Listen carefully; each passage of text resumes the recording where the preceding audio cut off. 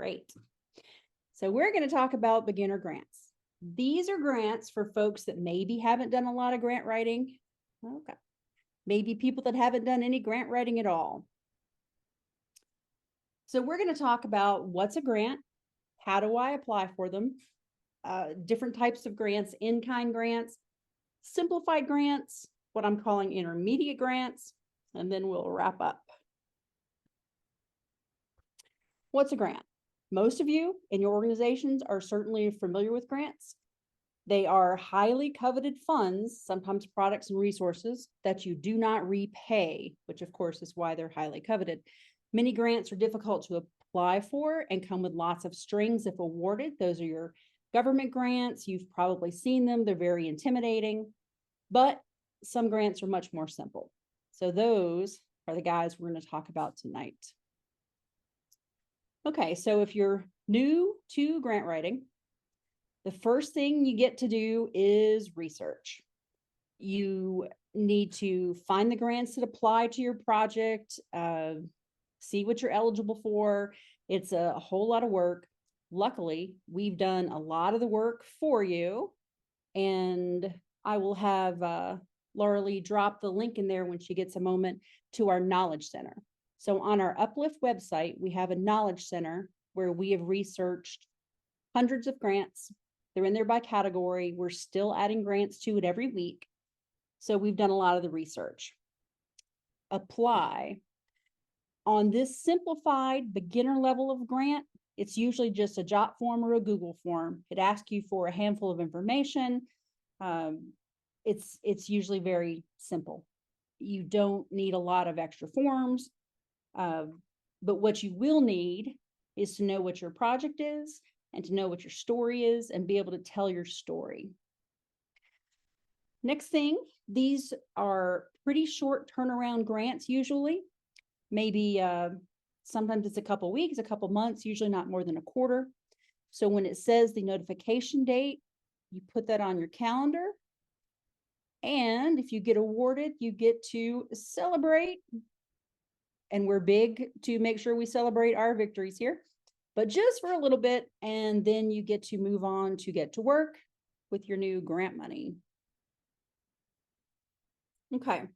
So the first few grants we're going to look at are in-kind grants. These are services, resources, products, not just cash money. So Google ad grants. If you've ever done a Google search, which I'm sure we all have, the Google search at the top of the page will show a sponsored link. And sometimes that sponsored link is the same link as your first result link. The sponsored link is an ad. So whenever you click on that link, that's how the ad gets charged to the company. I had seen, sometimes you'll see nonprofit ads. You're like, where do they get money for Google ads? Well, this is where they get money for Google ads. So if you're a certified nonprofit, then you're able to apply for the Google ad grant. You will also get the Google suite of products and some support to help you know how to use them efficiently. In order to be one of these nonprofits, you do have to be a part of Powered by Percent. However, that is just a nonprofit sign up that really is great to be a member of anyway. They also have resources as far as funding. So make sure you stop by Powered by Percent. Here's just a little chart of how the Google ad process works, but it's really simple. There's also a Google for Education instead of nonprofits that's similar, but for education. At the end of the presentation, we're going to have a link to a survey for the presentation. It will have these grant links in it. So after you submit the survey, you'll have these grant links. Another in-kind grant is the Microsoft 365 nonprofit grant. This gives you access to the Microsoft 365 suite, which is a big deal. That's no small amount of money you'd save. It's very good for small and mid-sized nonprofits, which I believe pretty much all of us fit in that category as far as being small or mid-size.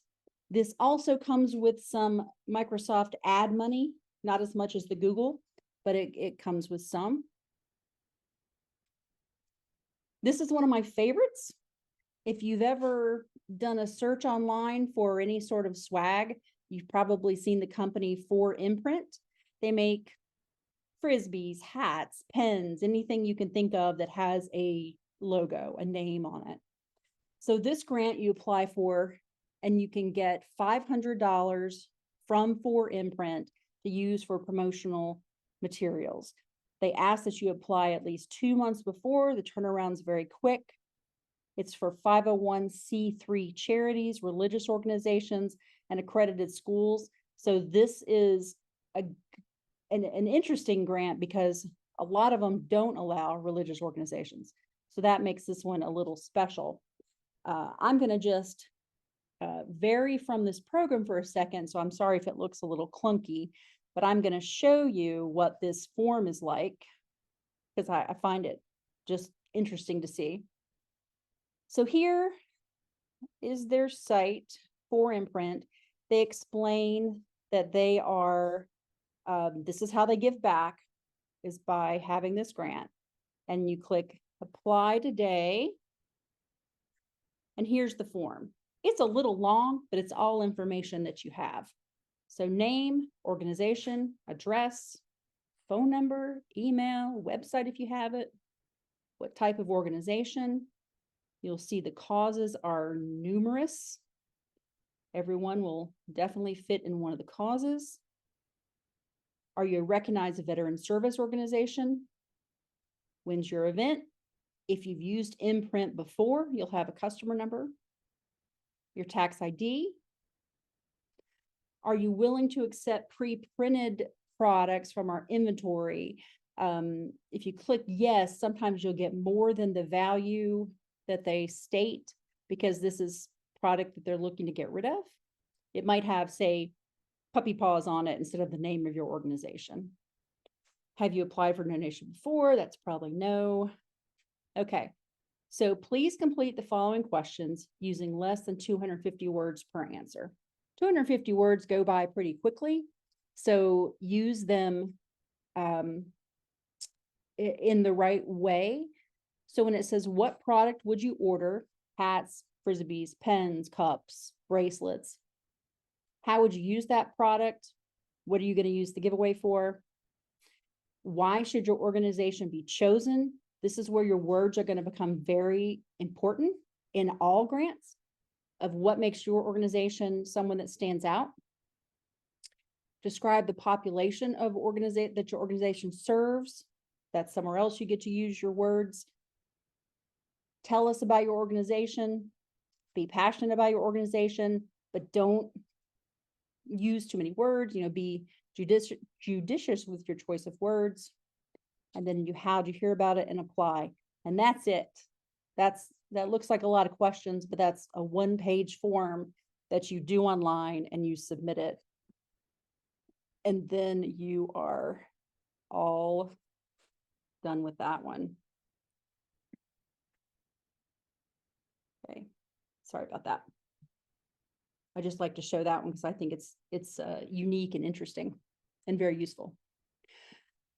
So getting into the simplified grants that are money, but they're very easy to apply for. The target community giving, you can get up to $500 in target money, which Target sells pretty much everything you could need for an event. Oops. You do have to be a 501c3, accredited school or government agency. But that application is also just like a Google form. Walmart local community grants, very similar to the Target. You have a pretty good amount of money. Nonprofits have to operate and benefit at a local level, which I think everybody we work with does. Applications may be submitted anytime. They're awarded quarterly. So you can put your application in today and it would go into this quarter. So it'd probably be awarded, what is that, the end of September? You have to be in Cyber Grant Front Door, which a lot of you might already be in that. but go to the Cyber Grant front door site and it'll show you how to become a part of Cyber Grant. It's just turning in your 501c3, things like that, that you're probably used to doing, but it is a simplified apply. The Awesome Foundation is exactly what it sounds like. They have all sorts of categories where you can apply for the grants. They're $1,000. It's for individuals, groups, organizations. According to the Awesome Foundation, if you can fill out the application form, you can apply. This is unique because you don't always see ones that apply to individuals or businesses or anything other than 501c3s. So that makes this one unique. They're awarded monthly. There's a couple categories in there, on the water, which provides funds specifically for not really paddle trails, but anything having to do with water conservation features, and the possum categories, which that is what it sounds like. It's for animal organizations. But you'll see they have about 8 different categories that you can apply for. Okay, so those are the ones that if you've never applied for a grant, they're really great ones to start with. Just jump in there, apply, make sure you've got your story, work on getting your information in a presentable form. And I think you'll really enjoy the applying for those grants. They're kind of fun. So these are intermediate grants. Maybe you've applied for some, maybe you're ready to move on. First thing, hardest part's the research. Luckily, UPLIFT's done a lot of that research for you. Letter of intent, if you've ever heard that with some of the bigger grants, you likely won't see that in these intermediate kind of grants. Letter of intent, you send in your letter of intent to apply for a grant to an organization. The organization decides if you are allowed to apply for the grant, but you don't usually see that in these intermediate type grants. These applications may have a little more documentation, like a budget, or they might want your 501c3 certificate, but not to the level that you'll see state or federal grants. The funding cycles might be longer. It might be a quarter. It might be a year. And use of funds, you usually have to track your spending with these, keep your receipts. With the simple grants, they give you the money and you spend it on what you told them you'd spend it on, but you don't usually report back. But on some of these, you will. It's a good practice to get into. So when you get bigger grants, you'll know how to do the tracking. Follow-up, grantors may request documentation concerning the project. Sometimes they want photos or a story, your final budget, because they want to highlight a lot of the grant recipients as well. So the National Association for Self-Employed has one of these intermediate grants. You'll see they start getting into a little more money, and usually the more money you're asking for, the little more difficulty you're going to get when applying for the grant. You have to have a basic business plan. This is not something you take to Bank of America to get your business funded. It can be a little more basic than that, but you need a business plan. These are quarterly.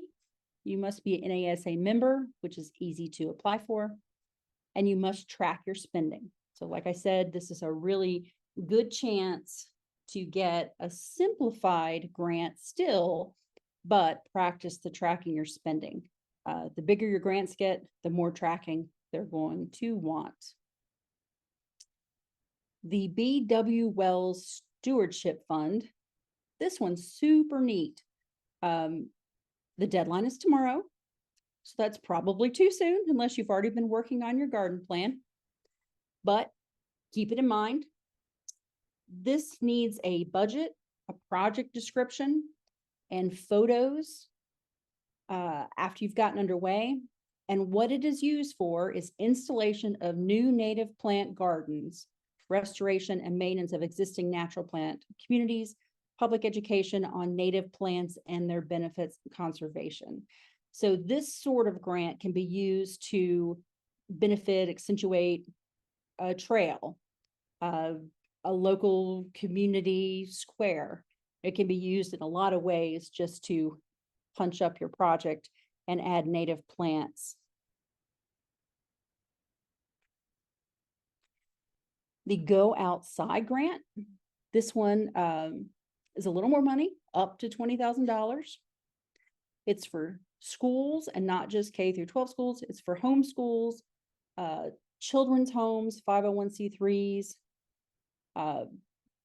This one I find unique because it's not just for your government funded schools. Homeschools, I think, don't have nearly enough access to the funds that the other schools do. And residential facilities for the children that don't necessarily have a home to go to, they're all eligible for this. You'll need a budget. You'll need to keep track of the photos of receipts once you've been awarded it. And you have to have your project ready to go because you have 30 days to spend the money, or whatever isn't spent goes back. But they have categories like nature field trips, nature trails, archery range. Archery ranges have become very popular in education. I know that in my county, I'm in Western North Carolina, every year another school is building an archery range. So that one is pretty cool. This one, another one of my very favorites, the B grant. It is either $1,500 monetary grant to go toward building a hive, or they can grant equipment, which is an indoor observation hive. So these are for K through 12 schools or nonprofits that serve K through 12 schools. It takes a little more preparation, but it's certainly easier than what most schools apply for. There's hardly anything more educational than having an observation hive. So I think that one is pretty awesome.